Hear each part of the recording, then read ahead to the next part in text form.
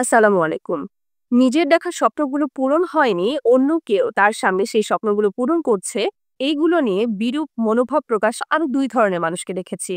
১ম দলের মানুষ হলো এরা দেখেছিল কোনো একটা স্বপ্ন যেটা তারা পূরণ করতে পারেনি। হতে পারে সেটা তাদের পছন্দের লাইফ পার্টনার, কোনো হয়তোবা একটা প্রতিষ্ঠানে পড়াশোনা, জীবনসঙ্গী নির্বাচনে, ভালো খাওয়া-দাওয়া, ভালো পোশাক পরিচ্ছে তো জীবন, সফলতা অর্জন, বাড়ি-গাড়ি করা বা কোনো একটা অর্নামেন্টস কেনা। এরা যখন দেখে এদের আশেপাশের কেউ এগুলো করছে বা এগুলো তার কাছে আছে, তখন না এরা হিংসা থেকে জেদ, রাগ এবং ঘৃণা তৈরি করে।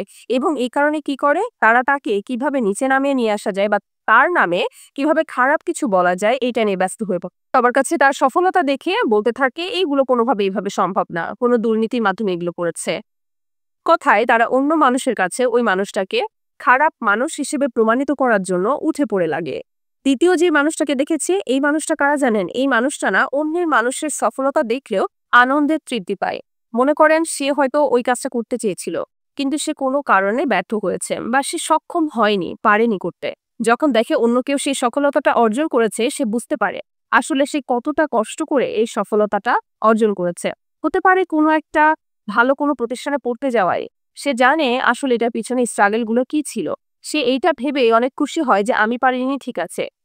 কেউ তো একজন আমার চোখের সামনে দেখতে পাচ্ছি যে সে এই কাজটা করতে পেরেছে বা তার এই স্বপ্ন ছিল সে সেটা পূরণ করতে পেরেছে, যেটা আমি করতে পারছিলাম। এই দুনিয়ায় পুরোপুরি সফলতা অর্জনকারী কেউ নেই। সবার মধ্যেই কিছু না কিছু একটা খামতি রয়েছে। সেও হয়তোবা সেই কাজটা করতে চেয়েছিল যেটা সে করতে পারেনি। তাই এই ফলাফল বা ব্যর্থতার মধ্যে সফলতা অর্জনের মধ্যে প্রকৃত সফলতা কিন্তু নেই। দেশের বাইরে পড়তে যাওয়ার ইচ্ছা অনেকেরই রয়েছে। অনেকে চায় আমি ওই দেশে যাব। যখন আমরা এই চিন্তা ভাবনাটা করি এবং ফেসবুকে বা আমাদের ইনস্টাগ্রাম স্টোরি গুলোতে দেখি কেউ সেই দেশে গিয়েছে, আমার ডেস্টিনেশন যেখানে, আমরা দেখে এটা দেখে কিন্তু আমাদের খুশি হওয়া উচিত। তাকেও কিন্তু পজিটিভ কিছু লেখা উচিত বা এরকম চিন্তা করা উচিত, তাকে দেখে আমার যেন ভালো লাগে যে সে ওই জায়গাটাতে যেতে পেরেছে, তার মানে সে ঐরকম ক্যাপাবিলিটি অর্জন করেছে। সে কঠোর পরিশ্রম করেছে, যেটা আমি করছি এখনো। হয়তোবা আমিও কখনো গিয়ে যখন এই ছবিটা পোস্ট করব, আমার মতো অনেকেও খুশি হবে। আসলে কি জানেন? এই ২ ধরনের মানুষ থাকবে। সেটা প্রত্যেকটা জায়গায় থাকবে।